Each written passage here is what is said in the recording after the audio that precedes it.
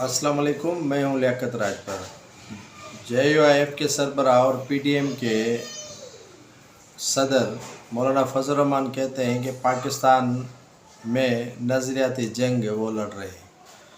मौलाना साहब, आपकी खिदमत में एक मासूमाना सी गुजारिश है, क्या 16 माह का इक़्तिदार ये नज़रियाती जंग है?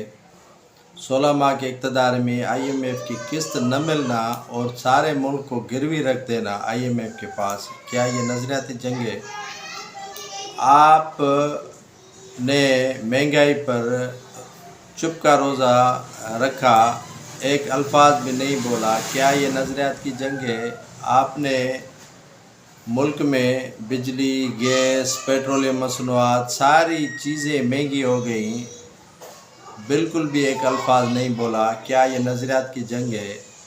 16 माह में मईशत तबाह व बर्बाद हो गई, क्या ये नज़रियाती जंग है? आटा, चीनी, डॉलर, हर चीज़ चावल से लेके अफ़गान स्मगलिंग होती रही, आप चुप रहे, क्या ये नज़रियाती जंग है?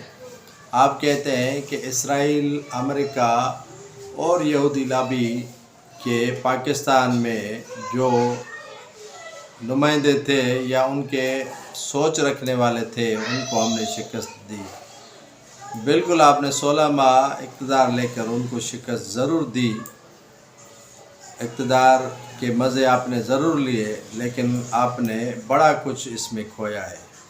एक सूबे की गवर्नरशिप लेने के बाद आप तो आम इंतखाबात करवाने वाली सोच से ही पीछे हट गए।